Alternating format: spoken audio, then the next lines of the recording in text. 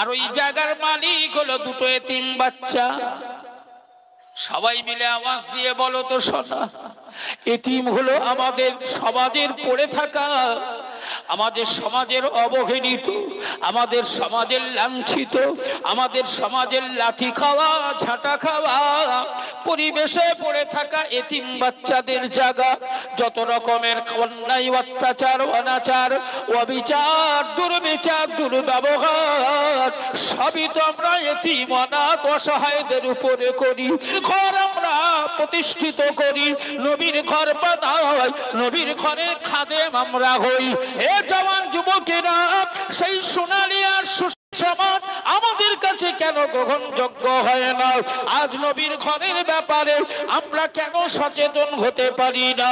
হে জওয়ান যুবকেরা, সোনার মালিকেরা, দাতা হিসাবে দানি হিসাবে দানের ব্যাপারেও আমরা কেন বিশ্লেষণ করি না? আজকের দিনে সবাই মিলে আওয়াজ দিয়ে বলো তো শোনা, আমরা এখানে যারা উপস্থিত আছি, আমি আপনাদের সকলের সাক্ষ্য চাইছি। সবাই মিলে আওয়াজ দিয়ে বলেন, আমরা যারা এখানে হাজির, আল্লাহর জান্নাত আমরা সবাই যেতে চাই না চাই না? কারা আল্লাহর জান্নাতে যেতে চাই, আল্লাহর জান্নাতি হতে চাই, আল্লাহর জান্নাতের অধিবাসী হিসাবে আল্লাহ যেন কবুল করে নেন? জান্নাতে যাওয়ার আশা কাদের আছে একটু হাত তুলে দেখাবেন। সবাই হাত উঁচু করে রাখেন। সবাই মিলে বলেন, আমরা কি আল্লাহর জান্নাত দেখেছি? এই জোরে বলেন, দেখেছি। আল্লাহর জান্নাত কখনো নজরে দেখি নাই, অথচ জান্নাতে যাওয়ার আশাবাদী, সবাই জান্নাতে যেতে চাই। এ জওয়ান যুবকেরা, ও সোনার মানিকেরা, আল্লাহর জান্নাতি হওয়ার ব্যাপারে রাসূলুল্লাহ আমাদেরকে জানিয়েছেন। আল্লাহর জান্নাতি হওয়ার ব্যাপারে আল্লাহ পাক আমাদেরকে চারটে আমল দিয়েছেন।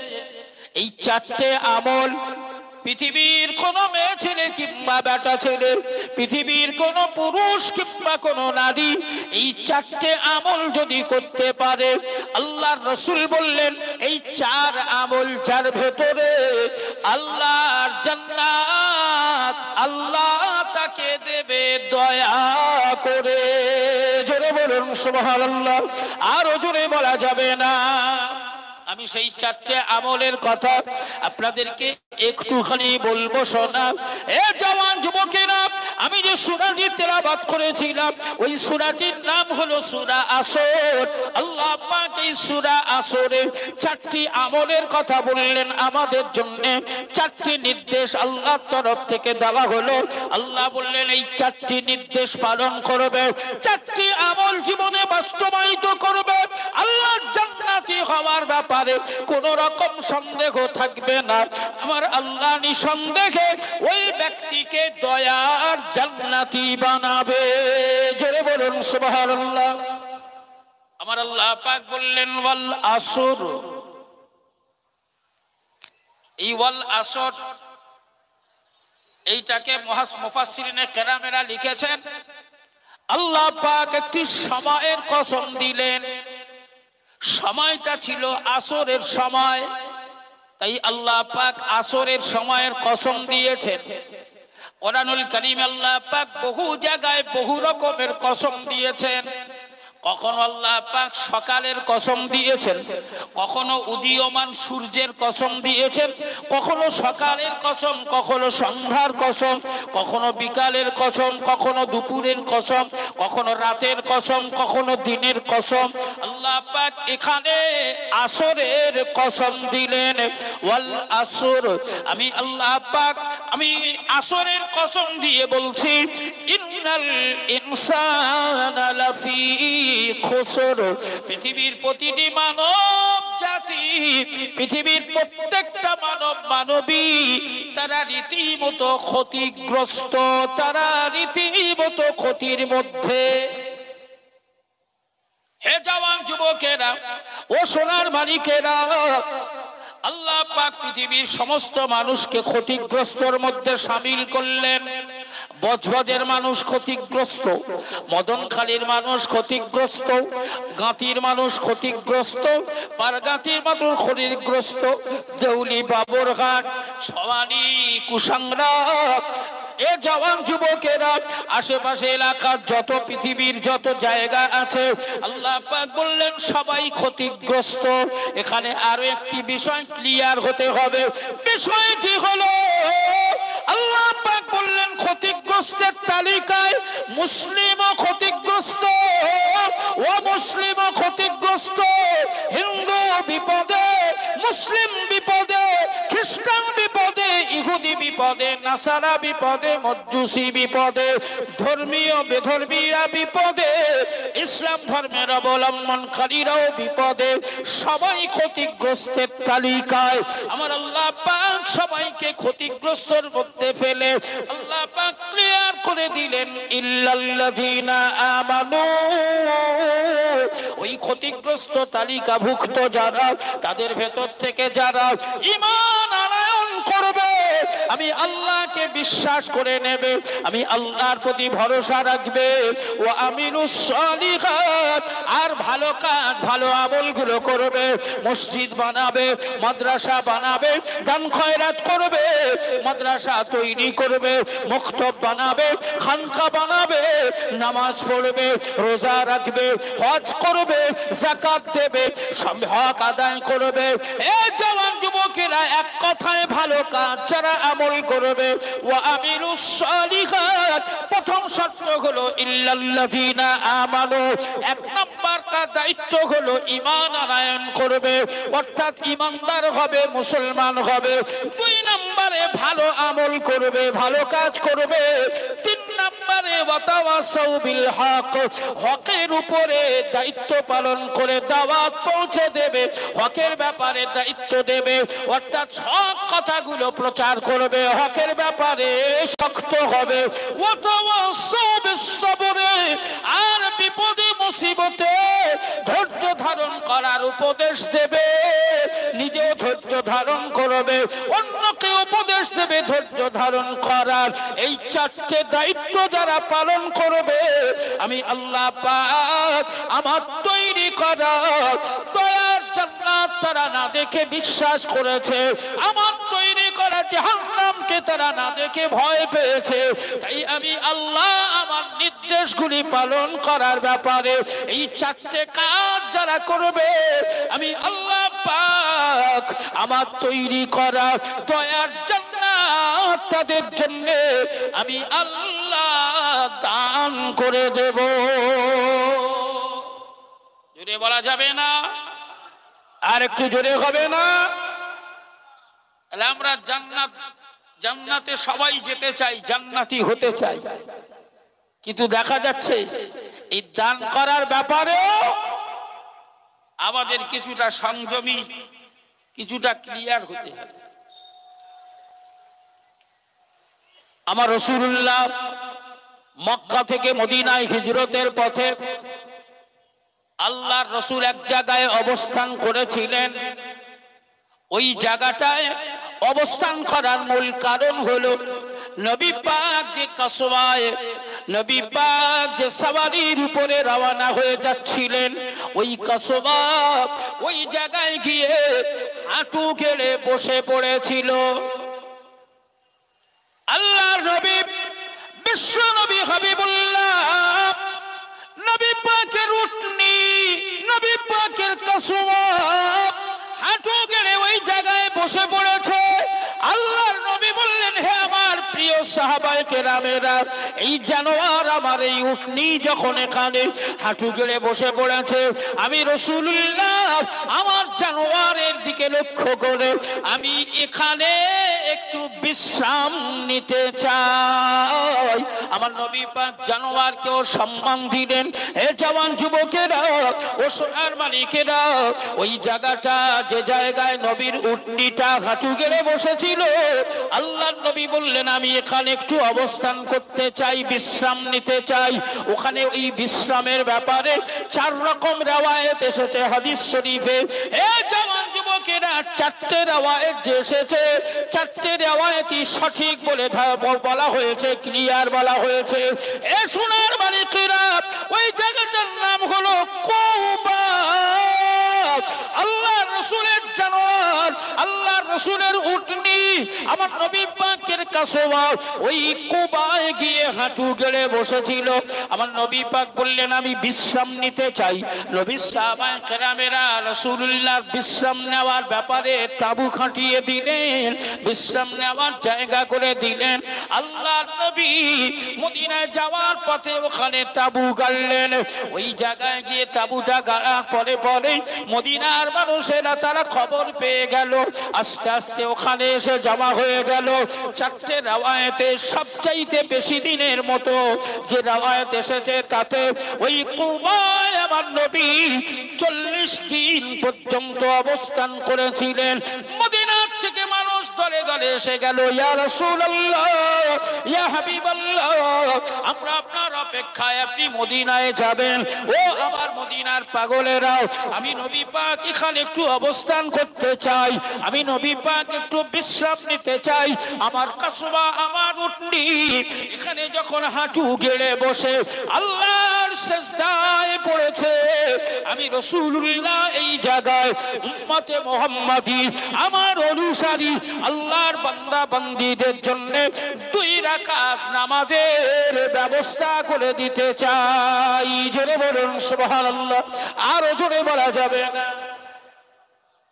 ইয়া রাসূলুল্লাহ, ইয়া হাবিবাল্লাহ, হুজুর শুধু কেবলমাত্র নির্দেশ দেন, বলুন কি করতে হবে আমাদের। আমার নবী বললেন, বাবারা, ও আমার সাহাবায়ে কেরামেরা, আমার কাসওয়া যখন হাঁটু গেড়ে সিজদা দিয়েছে, আমি আমার অনুসারীদের সিজদা দেওয়ার ব্যবস্থা করতে চাই। তাই আমি নবী চাই এই কুবায় আমি রাসূলুল্লাহ সিজদা দেওয়ার জন্য 2 রাকাত করে যেন সিজদা নামাজ পড়তে পারে, সিজদা দেওয়ার জায়গা করার জন্য আমি আল্লাহর নবী এখানে একটি মসজিদ বানাতে চাই। জোরে বলুন সুবহানাল্লাহ। ইসলামের প্রথম মসজিদ, নবী পাকের হাতের প্রথম মসজিদ, মসজিদে কুবা। ও জওয়ান যুবকেরা, আল্লাহর নবী, বিশ্ব নবী হাবিবুল্লাহ জায়গা নির্বাচন করা, এরিয়া ব্যারিকেড করা, তার চালচুলো তৈরি করা, দেওয়াল পাঁচিল গাঁথা, ঘর বানানো, সবই দুরাস্ত, কোথাও কিছু নাই, ফাঁকা মাঠ। আমার নবী পাক একটা পাথর হাতে করে নিলেন, ওই পাথরটা নিয়ে নবী পাক চারিদিকে ঘুরতে লাগলেন। চারিদিকে ঘুরে ঘুরে ঘুরে ঘুরে এসে আল্লাহর নবী পাথরটা এক জায়গায় রাখলেন। ওই পাথরটা একটি জায়গায় রেখে আল্লাহর রাসূল বললেন, হে আমার সাহাবায়ে কেরামেরা, আমি রাসূলুল্লাহ বলছি, এইটা হলো মসজিদে কুবার মেম্বার। জোরে বলুন সুবহানাল্লাহ। নবী পাকের সাহাবায়ে কেরামেরা আল্লাহর রাসূল যখন পাথর রেখে মেম্বার নির্ধারণ করে দিলেন, এই জায়গাটাই মসজিদ হবে, নবী সাহাবারা বললেন, ইয়া রাসূলুল্লাহ, ইয়া হাবিবাল্লাহ, ও আল্লাহর হাবিব, যে জায়গাটা আপনি পাথর রেখেছেন, মেম্বার নির্দিষ্ট করে দিয়েছেন, এই জায়গাটার মালিক হলো 2 জন এতিম বাচ্চা, তাদের বাপ নাই, পৃথিবীতে তাদের আব্বা বেঁচে নাই, তারা বাপ হারা, এতিম, অসহায়, তাদেরই জায়গা হলো এটা। আমার নবী যখন পছন্দ করেছে, আমার রাসূল যখন পছন্দ করেছেন, আর ওই জায়গার মালিক হলো 2 এতিম বাচ্চা। সবাই মিলে আওয়াজ দিয়ে বলো তো শোনা, এতিম হলো আমাদের সমাজের পড়ে থাকা আমাদের সমাজের অবহেলিত, আমাদের সমাজের লাঞ্ছিত, আমাদের সমাজের লাথি খাওয়া ঝাঁটা খাওয়া পরিবেশে পড়ে থাকা এতিম বাচ্চাদের জায়গা, যত রকমের অন্যায় অত্যাচার অনাচার অবিচার দুর্বিচার দুর্ব্যবহার সবই তো আমরা এতিম অনাথ অসহায়দের উপরে করি। তাদের মালগুলো লুণ্ঠন করা, তাদের জায়গা জমিগুলো কবজা করা, তাদেরকে বাস্তুহারা করে দেওয়া, তাদের মালগুলো আত্মসাৎ করা, এ মানুষের তো অভাব নেই আমাদের সমাজে। বিশ্ব নবী যখন শুনলেন ওই জায়গাটার মালিক হলো দুজন এতিম বাচ্চা, আল্লাহর নবীর মনটা খারাপ হয়ে গেল। আমার রাসূলুল্লাহ চেহারাটা যেমন কেমন কেমন হয়ে গেল। নবী পাকের সাহাবারা খবর দিলেন দুই বাচ্চাকে, ও বাবা বাচ্চারা, তোমাদের জায়গা আল্লাহর নবী মসজিদ বানাবেন বলে সিদ্ধান্ত নিয়েছেন। দুই বাচ্চা এসে আমার নবীর সম্মুখে হাজির হয়ে গেল। মদিনার এতিম ওই দুই বাচ্চা আল্লাহর নবীকে লক্ষ্য করে আমার নবীর সম্মুখে এসে কুচি কুচি গলা কুচি কুচি কণ্ঠ আল্লাহর নবীকে লক্ষ্য করে দুই ভাই মিলে আমার রাসূলুল্লাহকে সালাম জানালেন। আল্লাহর নবীকে সালাম দিয়ে বললেন, ইয়া রাসূলুল্লাহ, ইয়া হাবিবাল্লাহ, এই জায়গার মালিক হলো আমরা দুই ভাই, আমাদের বাপ পৃথিবীতে বেঁচে নাই। ইয়া রাসূলুল্লাহ, ইয়া হাবিবাল্লাহ, আমরা শুনেছি আপনি এই জায়গাতে পাথর রেখে মেম্বার নির্ধারণ করেছেন। আমরা শুনেছি আপনি এই জায়গাটাকে আল্লাহর ঘর মসজিদ বানাবার জন্য সিদ্ধান্ত নিয়েছেন। ইয়া রাসূলুল্লাহ, ইয়া হাবিবাল্লাহ, আপনাকে সাক্ষী করে আল্লাহর উপরে ভরসা করে সেই মহান স্রষ্টার শাহী দরবারে দুই ভাই আমরা মালিক হিসাবে গার্ডিয়ান হিসাবে কথা দিলাম। আল্লাহর রাস্তে নবীর মহব্বতে আল্লাহর ঘর তৈরি করার জন্য এই জায়গা আমরা আল্লাহর রাস্তে দান করি। জোরে বলা যাবে না? আর একটু জোরে হয় না? আমার নবী কি নেতা? আল্লাহর রাসূল বললেন না বাবা, আল্লাহর রাসূল বললেন না বাবা, তোমরা এই জায়গা দান করবে। তোমাদের বাপ নাই, তোমাদের মাল আত্মসাৎ করে তোমাদের জায়গাটা সম্পূর্ণ গ্রহণ করে তোমাদেরকে ভূমিহারা করাবো, রাস্তায় বসিয়ে দেব, তোমাদেরকে উচ্ছন্ন করে দিয়ে এই জায়গা নিয়ে মসজিদ বানাবো। এটা আমি রাসূলুল্লাহ, আমার মত নাই। আমার নবী পাক ওই সবাই সাহাবাদের লক্ষ্য করে বলেছিলেন, হে আমার সাহাবায়ে কেরামেরা, দুজন এতিম বাচ্চা, বাপ নাই, তারা তাদের অর্থ সম্পদ তারা তাদের জায়গা দান করে দিতে চায়, কিন্তু আমি রাসূল এটা নিতে চাই না। তোমরা কি পারো না? তোমাদের মধ্যে কি কেউ পারে না এই এতিম বাচ্চাদের, এই দুটো বাচ্চার সম্পদ উচিত মূল্য দিয়ে, ন্যায্য মূল্য দিয়ে খরিদ করে নেওয়ার জন্য? তোমরা কি পারো না মুক্ত হস্তে আল্লাহর জন্য দানের হাত বাড়াবে? নবী পাক বলার সাথে সাথে রাসূলুল্লাহর সঙ্গী আমার নবী পাকের হিজরতের সাথী সিদ্দিক আকবর আবু বকর সিদ্দিক রাদিয়াল্লাহু তাআলা আনহু আল্লাহর রাসূলের সম্মুখে হাত তুলে খাড়া হয়ে দাঁড়িয়ে গেলেন। ইয়া রাসূলুল্লাহ, ইয়া হাবিবাল্লাহ, আল্লাহর ঘর মসজিদ বানানোর জন্য এতিম বাচ্চাদের সম্পদ উচিত মূল্য দিয়ে কিনে নেওয়ার ব্যাপারে আমি আবু বকর আমার কাছে থাকা 400 দিরহাম আমি আবু বকর দান করে দিলাম। আবু বকর যখন 400 দিরহাম দিয়েছে, নবীর সাহাবারা মদিনার সাহায্যকারীরা একের পর এক লাইন দেওয়া শুরু হয়ে গেছে। ওই বাচ্চার সম্পদের যা উচিত মূল্য দাম তার চাইতে 3 গুণ অর্থ আমার নবী পাকের কদমে আমার আল্লাহ জমা করিয়ে দিলে। আল্লাহর নবী বললেন, বাবা, ও বাবা, বাবারা, বাচ্চারা, তোমরা মুক্ত হস্তে দান করে দেওয়ার কথা বলেছো, আমি রাসূলুল্লাহ নিতে পারি নাই, আবার আমি তোমাদেরকে বঞ্চিত করতে পারি নাই। কারণ তোমরা যেহেতু দান করেছো, তাই দানের ব্যাপারে আমি যদি তোমাদেরকে সম্পূর্ণ উড়িয়ে দিই, সম্পূর্ণ তোমরা এতিম বলে যদি গ্রহণ না করি, তাহলে কিয়ামত পর্যন্ত এতিম বাচ্চাদের মাল কেউ গ্রহণ করবে না, আর ওরা আল্লাহর রাস্তে দান করে নেকির মালিক হতে পারবে না। তাই ওদেরকে বঞ্চিত করা, কাউকে আঘাত দেওয়া, কষ্ট দেওয়ার জন্য আমার আল্লাহ আমাকে পাঠায় নাই। তাই আমি নবী সিদ্ধান্ত নিয়েছি খোদার ঘর মসজিদ বানাবার ব্যাপারে তোমরা দুই ভাই যে জায়গার মালিক, এই জায়গার উপযুক্ত ন্যায্য মূল্য যা দাম তা 3 ভাগ করে 2 ভাগ টাকা তোমাদেরকে আমি দেব, আর একটা অংশ 2 ভাই মিলে আল্লাহর ঘরের জন্য তোমরা দান করে দেবে। জোরে বলুন সুবহানাল্লাহ। ও জওয়ান যুবকেরা, সেই আদর্শিত নবী আমার নবী পাকের দিকে লক্ষ্য করে আমার রাসূলুল্লাহর ঘর আজ বজবজ গ্রামের মানুষের সৌভাগ্য, নসিবাত, তকদির যে নবীকে আমরা পেয়েছি, যে নবীর আদর্শ আমরা পেয়েছি, সেই নবীর ঘর বানানোর জন্য আল্লাহ এই গ্রামের মানুষকে সুযোগ করে দিয়েছে।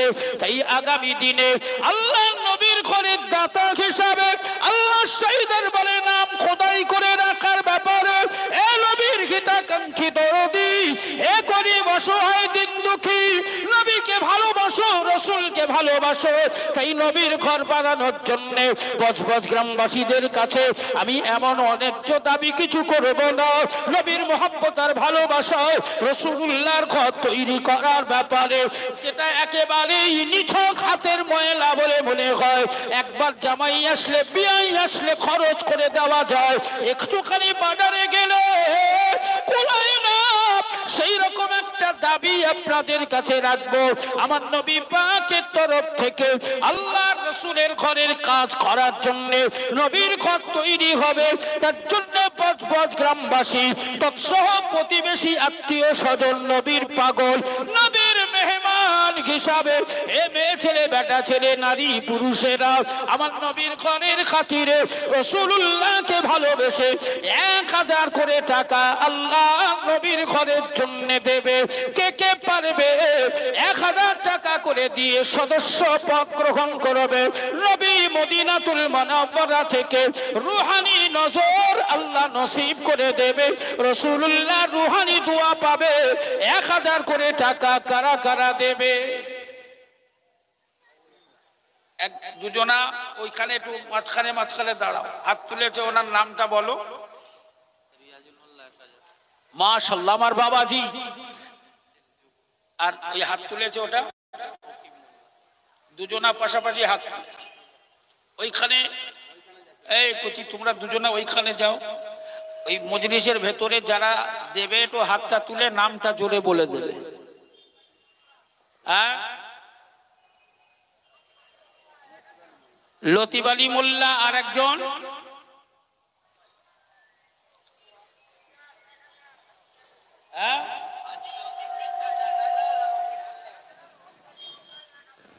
হাজি লতিফ বিশ্বাস 1000, রহিম আলী মোল্লা, ওকিব আলী মোল্লা 1000। তুমি নাম বললে কার? রিয়াজুল মোল্লা 3 নম্বরে 1000। একটু সবাই মিলে তাকবীর দেন না, নারে তাকবীর। একটু মন খুলে বলা যাবে না, নারে তাকবীর। 4 নম্বরে শামসুল মোল্লা 1000। জোরে বলো না মারহাবা। আর একটু জোরে বলা যাবে না মারহাবা? নারে তাকবীর। আল্লাহ তাআলা দান কবুল করেন, হায়াত কিসমত দারাজ করেন, ইহকাল পরকাল সুখ শান্তি নসিব করে দিন। আল্লাহ, আমি জানি বজবজ গ্রামে কোটিপতির বসবাস নয়, দিন আনতে পান্তা ফুরিয়ে যায়, গরিব অসহায়। আল্লাহ, এরা গরিব হতে পারে, তবে আপনাকে, আপনার হাবিবকে ভালোবাসে, এর জ্বলন্ত নজির তৈরি করে দিয়েছে। ইয়া রাব্বাল আলামিন বলতে না বলতে 4 জন সিরিয়ালে নথিভুক্ত হয়েছে।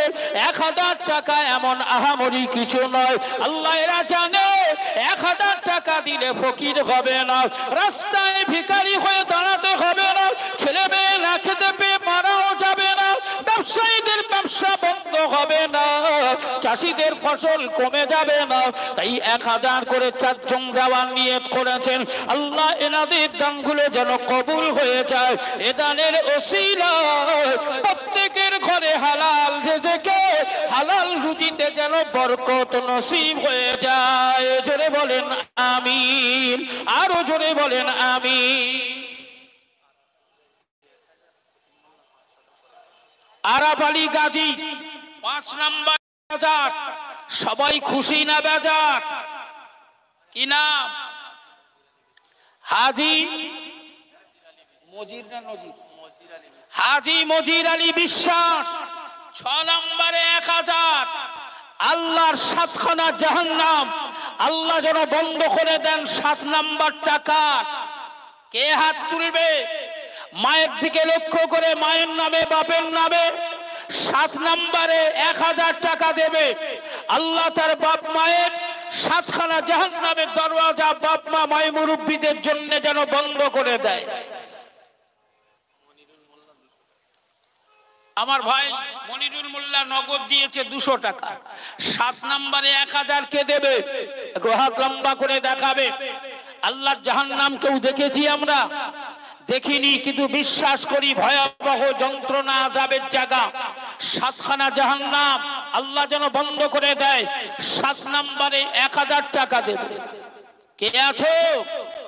কে পারবে? আল্লাহ কার মাল কবুল করবে? তাকদীর কার বড় হবে, নসিব কার বড় হবে? কে পারবে বাবা? অনেক জায়গায় তো অনেক পয়সা দিয়েছো, আমার নবীর ঘরে দেবে। মদিনার জমিন থেকে, মদিনার মাটি থেকে আমার রাসূলুল্লাহর রূহানি নজর তোমার ঘরে আল্লাহ নসিব করে দেবে। শয়নে স্বপনে আমার নবী পাকের ঘরের দাতা হওয়ার ওসিলায় আল্লাহ নবীর সাথে দিদার নসিব করিয়ে দেবে। তাই 7 নম্বরে 1000 টাকা দিয়ে নবীর ঘরের সদস্য হবে। কে পারবে? ক্রিকেটের সদস্য, ফুটবলের সদস্য, ক্লাবের সদস্য, মেলার সদস্য, খেলার সদস্য, অনেকেই তো আমরা অনেক হয়েছি, আজ নবীর সদস্য হবে। কে পারবে বাবা? 1000 টাকা দেবে। মাশাআল্লাহ, একটু মন ভরে তাকবীর দেন। নারে তাকবীর। এই ছেলেরা সবাই মিলে বলো না, নারে তাকবীর। আল্লাহ তাআলা দান কবুল করেন। আল্লাহ 7 নম্বরে আপনার বান্দা নামটা গোপন করে 7 নম্বরে দেবে 1000। আল্লাহ তুমি হইও না বেজার, তারে দানের ওসিলায় আল্লাহ তার ঘরে দুয়ারে যেন বরকত নসিব হয়। আল্লাহ 7 জন দাতা 1000 করে নাম লেখায়। ইয়া রাব্বাল আলামিন, জানি না কে কিভাবে সংসার চালায়। আল্লাহ যারা ব্যবসায়ী তাদের ব্যবসায় যেন উন্নতি হয়, যারা চাষি তাদের ফসলে যেন বরকত নসিব হয়। আল্লাহ যারা জলকর ফিশারি করে তাদের জলকর ফিশারিতে যেন উন্নতি হয়।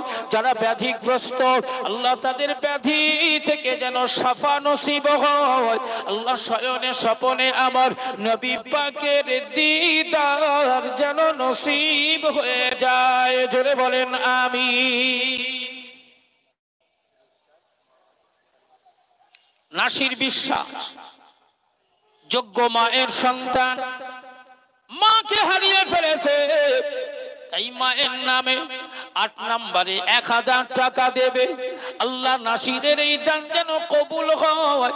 এ দানের ওসিলায় গর্ভধারিণী, জনম দুঃখিনী, ব্যথা খাওয়া নারী ছেড়া মায়ের কবরে যেন জান্নাতি সুখ নসিব হয়। আল্লাহ যেন মায়ের আত্মাটা খুশি হয়ে যায়। এ দানের ওসিলায় যোগ্য সম্মানের সাথে বাঁচার যেন সুযোগ পায়। কবরের জমিন থেকে মা জননীর রুহানি দোয়া যেন নসিব হয়। ইয়া রাব্বাল আলামিন, সুন্দর নামের অধিকারী নাসির আল্লাহ তার এই দানের বিনিময় তার পকেটের পয়সায় যেন বরকত দেখা দেয়। সোনার মানিকদের জন্য হালাল রিজকে হালাল রুজিতে যেন বরকত হয়, জোরে বলেন আমিন, আরো জোরে বলেন আল্লাহুম্মা আমিন। আর দুজন সৌভাগ্যবান কে আছো সোনা নবীর সাহাবাদের দিকে লক্ষ্য করে 9 আর 10 নম্বরে 9 আর 10 নম্বরে দুজন দাতা 1000 করে দেবে, আল্লাহ কবুল করে নেবে। 10 জন জান্নাতি সাহাবীদের দিকে লক্ষ্য করে আমার আল্লাহ পাক হাসরটা নসিব করে দেবে। 9 নম্বরে 1000 টাকা মায়ের নামে দেবে, বাপের নামে দেবে। ওই মা ওই আব্বা আজ হায়াতে বেঁচে থাকলে তাদেরকে তো অনেক দিতে হতো, ডাক্তার দেখানো, কাপড় চোপড় কেনা, ভরণ পোষণ, খাদ্য খাবারের ব্যবস্থা করা, অনেক তো দরকার হতো। তাই মায়ের নামে, বাপের নামে, দাদু দাদিমা, নানা নানিমার নামে 9 নম্বরে 1000 টাকা দেবে। এ পারবে? একটু হাত তুলে দেখাতে পারবে? আল্লাহ যেন কবুল করে নেন। আমার কোন মা বোন, বেটি, বৌমা 9 নম্বরে নবীর ঘরের দিকে লক্ষ্য করে 1000 টাকা দেবে। আমি জান ভরে দোয়া চাইবো আল্লাহর শাহী দরবারে, আল্লাহ যেন কবুল করে নেন। 9 নম্বরের দাতা 1000 টাকা। কি গো বাবা, এ যুব সমাজ, মুরব্বী, নামাজি, মুসল্লিরা, 1000 টাকা নবীর ঘরের জন্য যদি আমরা 1000 টাকা লেখাই, আজকে জুমার দিনে, আজ জুমার দিনে, জুমার সময় আমাদের দেহারানিতে জুমার মুসল্লিদেরকে নিয়ে ছাদ ঢালাই হবে। সেই ছাদ ঢালাই করতে গিয়ে জুমার মুসল্লিরা তারা প্রায় 1 লক্ষ টাকার ব্যবস্থা হয়েছে। 120 বস্তা সিমেন্ট, প্রায় 12.5 কুইন্টাল রড, যে সম্পূর্ণ ছাদের ব্যবস্থা দিয়ে প্রায় হাফ ম্যানেজ হয়ে গেছে। আজকের দিনে আমরা 10 জন দাতা 1000 করে আশারায়ে মুবাশশারা 10 জন জান্নাতি সাহাবীর সঙ্গে হব।